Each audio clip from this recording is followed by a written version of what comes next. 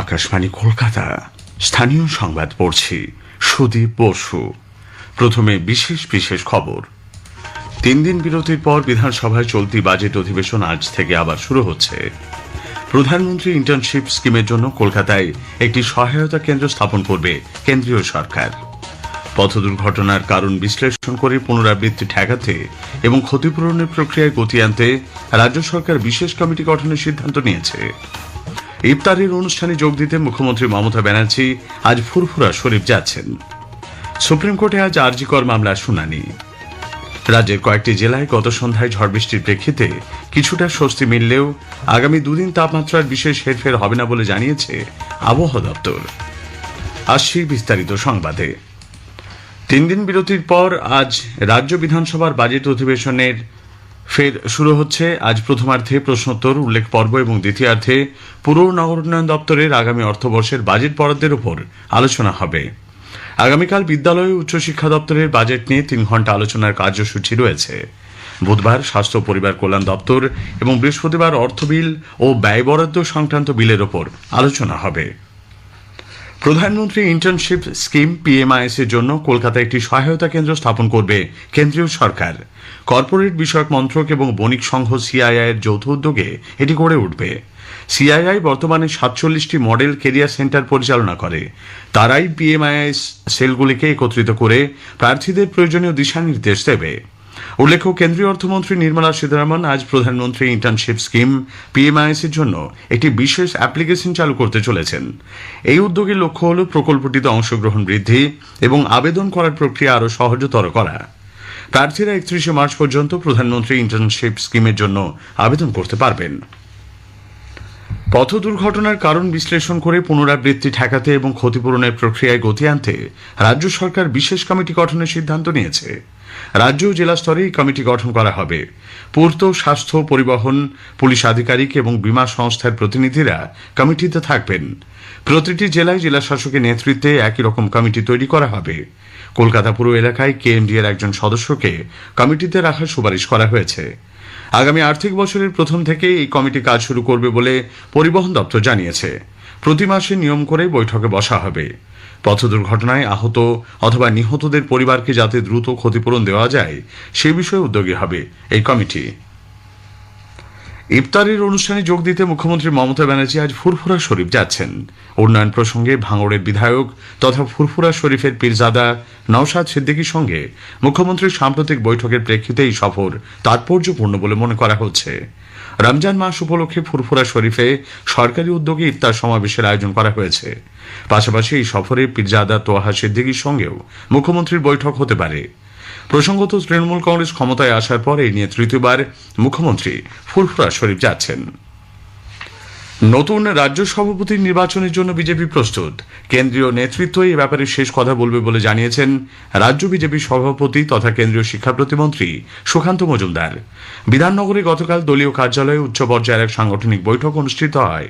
যোগ দেন কেন্দ্রীয় পর্যবেক্ষক মঙ্গল পাণ্ডে, অমিত মালভিয়া, লকেট চট্টোপাধ্যায়, অমিতাভ চক্রবর্তী, জগন্নাথ চট্টোপাধ্যায় প্রমুখ।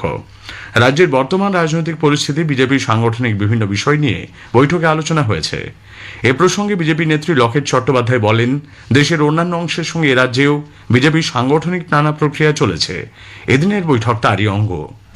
আমাদের যেরকম বৈঠক চলে আমাদের প্রতিবার সেরকমই বৈঠক আমি মনে করি। আর পুরো দেশ জুড়ে রাজ্য সভাপতি নির্বাচন চলছে, ইলেকশন চলছে আমাদের সাংগঠনিক, এবং সেই ভিত্তিতেই আমাদের কাছে রাজ্য সভাপতি কে হবে সেটা আমরা জানতে পারবো। যেরকম ভাবে চলছে, এখন তো জেলা সভাপতি হয়েছে।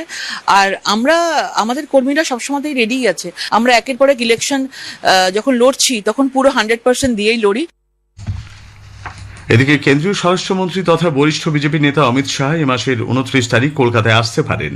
30 তারিখ তিনি সাংগঠনিক বৈঠক করবেন বলে জানিয়েছেন রাজ্য বিজেপির সভাপতি সুকান্ত মজুমদার। তৃণমূল কংগ্রেস নেতা কুণাল ঘোষ বিজেপির কোর কমিটির বৈঠক সম্পর্কে বলেছেন যে এর সঙ্গে বাংলার উন্নয়নের কোনো সম্পর্ক নেই। তৃণমূল কংগ্রেস সারা বছর পড়াশুনো করে, উন্নয়ন করে, ভোটার লিস্টের কাজ করে, ফলে পরীক্ষার আগে রাত জেগে পড়তে বসার বাড়তি কোনো প্রয়োজন হয় না। আর বিজেপিকে কেন্দ্রের নির্বাচন কমিশন, কেন্দ্রের অমুক, কেন্দ্রের তমুক, এই সমস্ত দিয়ে ভোটের আগে একটা অস্থিরতা তৈরি করতে হয়। তো বাংলার মানুষ এসব বোঝেন, ফলে বিজেপির এই ধরনের কোনো ক্রিয়াকলাপ যাদের সঙ্গে বাংলার উন্নয়ন, বাংলার সংস্কৃতির কোনো সম্পর্ক নেই। রাজ্য বিধানসভার চলতি অধিবেশনে বিরোধী দলনেতা শুভেন্দু অধিকারী ও তৃণমূল কংগ্রেস বিধায়ক হুমায়ুন কবিরের মন্তব্য কথিতভাবে সাম্প্রদায়িক বলে উল্লেখ করে এর প্রতিবাদ জানিয়েছে কংগ্রেস। দলের দক্ষিণ কলকাতা জেলা সভাপতি প্রদীপ প্রসাদের নেতৃত্বে গতকাল ভবানীপুরে মিছিল হয়। ওই দুজনের বিরুদ্ধে থানায় অভিযোগ দায়ের করা হয়েছে বলে প্রদীপ প্রসাদ জানিয়েছেন। স্থানীয় সংবাদ শুনছেন আকাশবাণী কলকাতা কেন্দ্র থেকে। আমাদের সংবাদ শোনা যাচ্ছে ইউটিউব চ্যানেল আকাশবাণী সংবাদ বাংলা, ফেসবুক ও ইনস্টাগ্রাম আকাশবাণী সংবাদ কলকাতা এবং এক্স হ্যান্ডেল এআইআর নিউজ কলকাতাতে। সুপ্রিম কোর্টে আজ আরজিকর মামলার শুনানি রয়েছে। নিহত চিকিৎসক ছাত্রীর পরিবারের আবেদনের ভিত্তিতে প্রধান বিচারপতি সঞ্জীব খান্নার বেঞ্চে এই শুনানি হবে। মৃতার বাবা মা সিবিআই তদন্তের গতি প্রকৃতি নিয়ে অসন্তোষ প্রকাশ করে সুপ্রিম কোর্টের দ্বারস্থ হয়েছিলেন। মূলত সিবিআই তদন্তে গাফিলতির অভিযোগ নিয়েই তারা দৃষ্টি আকর্ষণ করেন। সিবিআই দোষী সঞ্জয় রায়ের ফাঁসির আবেদন জানিয়েছিল কলকাতা হাইকোর্টে, যদিও নির্যাতিতার বাবা মা সঞ্জয়ের ফাঁসির পক্ষে নয় বলে আদালতে জানিয়েছিলেন।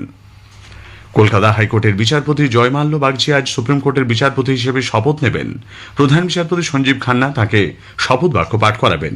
উপস্থিত থাকবেন শীর্ষ আদালতের অন্যান্য বিচারপতিরাও। গত 6 মার্চ সুপ্রিম কোর্টের কলেজিয়াম বিচারপতি বাগচির নাম শীর্ষ আদালতের জন্য সুপারিশ করে। গত সোমবার বিজ্ঞপ্তি প্রকাশ করে আইন মন্ত্রক জানায়, রাষ্ট্রপতি দ্রৌপদী মুর্মু সুপ্রিম কোর্টের বিচারপতি হিসেবে নিয়োগ করেছেন বিচারপতি বাগচিকে। শীর্ষ আদালতে তাঁর কার্যকালের মেয়াদ হবে 6 বছরের। হুগলির ধনেখালি থানা এলাকার তেলের পাড়ায় গতকাল বিকেলে কালভার্টের স্ল্যাব ভেঙে 2 শ্রমিকের মৃত্যু হয়েছে। পুলিশ সূত্রে জানা গেছে যে ডিভিসি ক্যানালের ওপর কালভার্ট তৈরির কাজের সময় এই দুর্ঘটনা ঘটে। স্ল্যাবের তলায় চাপা পড়েন 2 শ্রমিক। এদের মধ্যে বছর 41-এর শ্যামাপদ বাউরি বর্ধমানের এবং বছর 65-র প্রসাদ চন্দ্র জানা সাগর থানা এলাকার বাসিন্দা। তাদের হাসপাতালে নিয়ে যাওয়া হলে চিকিৎসকরা মৃত বলে ঘোষণা করেন। উত্তর 24 পরগনার মাইকেল নগরে পথ দুর্ঘটনায় গতরাতে এক মহিলা সহ 2 জন প্রাণ হারিয়েছেন। বারাসাতগামী একটি বাস মাইকেল নগর স্টপেজে যাত্রী তোলা নামানোর সময় পেছন থেকে একটি লরি এসে সেটিতে ধাক্কা দেয়। গুরুতর জখম অবস্থায় 2 যাত্রী এবং লরির চালককে নিকটবর্তী হাসপাতালে নিয়ে যাওয়া হলে 2 বাস যাত্রীর মৃত্যু হয়েছে। লরিটিকে আটক করেছে পুলিশ। দক্ষিণ 24 পরগনার ফলতা বিশেষ অর্থনৈতিক অঞ্চলের 2 নম্বর সেক্টরে একটি সৌর প্যানেল কারখানার গুদামে গতরাতে আগুন লাগে। সে সময় গুদামটিতে রাতের শিফটের কাজ চলছিল। খবর পেয়ে দমকলের 5টি ইঞ্জিন আগুন নেভানোর কাজ শুরু করে। গুদামের বাইরে রাখা কার্বাইডে বিস্ফোরণের ফলে আগুন দ্রুত ছড়িয়ে পড়ে বলে দমকলের প্রাথমিক অনুমান। আজ ভোরে আগুন নিয়ন্ত্রণে এসেছে। মালদার ইংরেজ বাজার থানা এলাকার পুরাটুলিতে শনিবার রং খেলাকে কেন্দ্র করে গোলমালের মধ্যে একজনের গুলিবিদ্ধ হওয়ার ঘটনায় পুলিশ মূল অভিযুক্ত উত্তম মণ্ডল ওরফে বোল্লাকে গ্রেপ্তার করেছে। আটক করা হয়েছে আরও একজনকে। শুভ দাস নামে ওই যুবক স্থানীয় বাসিন্দা। বচসার মধ্যে গুলি চললে বিপ্লব ঘোষ নামে একজন আহত হন, তার হাতে গুলি লাগে। শিয়ালদা স্টেশন থেকে এক অস্ত্র পাচারকারীকে গ্রেপ্তার করেছে কলকাতা পুলিশের এসটিএফ। হাসান শেখ নামে মালদার বাসিন্দা ওই ব্যক্তি হাটে বাজারে এক্সপ্রেস থেকে স্টেশনে নামতেই তাকে পাকড়াও করেন পুলিশ কর্মীরা। 6টি আগ্নেয়াস্ত্র এবং 8 রাউন্ড কার্তুজ উদ্ধার হয়েছে। অস্ত্রগুলি বিহারের তৈরি বলে মনে করা হচ্ছে। ধৃত হাসান শেখকে আজ আদালতে তোলা হবে।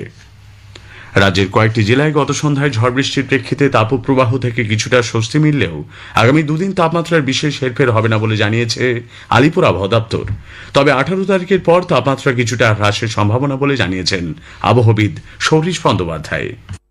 20 তারিখ থেকে উইন্ড প্যাটার্ন খানিকটা চেঞ্জ হবে। জলীয় বাষ্পের প্রবেশ বঙ্গোপসাগর থেকে বাড়বে এবং সেই সাথে কিছুটা পরোক্ষ প্রভাব থাকবে পশ্চিমী ঝঞ্ঝার, ফলে বৃষ্টিপাতের সম্ভাবনা রয়েছে দক্ষিণবঙ্গের জেলাগুলিতে বিক্ষিপ্ত। এদিকে গত সন্ধ্যায় বাঁকুড়ার বেশ কিছু জায়গায় বজ্র বিদ্যুৎ সহ বৃষ্টি ও শিলাবৃষ্টির খবর মিলেছে।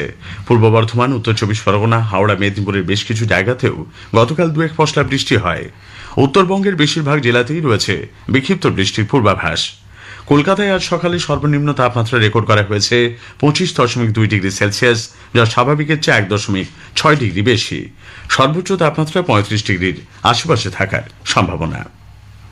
কোল ইন্ডিয়ার উদ্যোগে all India public sector hockey প্রতিযোগিতা সল্টলেকের সাই কমপ্লেক্সে আজ শুরু হচ্ছে। Steel authority, national aluminium, union bank, Canada bank, FCI এবং আয়োজক কোল ইন্ডিয়া সহ 6টি দল অংশ নিচ্ছে। 4 দিনের এই প্রতিযোগিতার ফাইনাল হবে 20 মার্চ। শেষ করার আগে স্থানীয় সংবাদের বিশেষ কিছু অংশ আরও একবার। 3 দিন বিরতির পর বিধানসভায় চলতি বাজেট অধিবেশন আজ থেকে আবার শুরু হচ্ছে।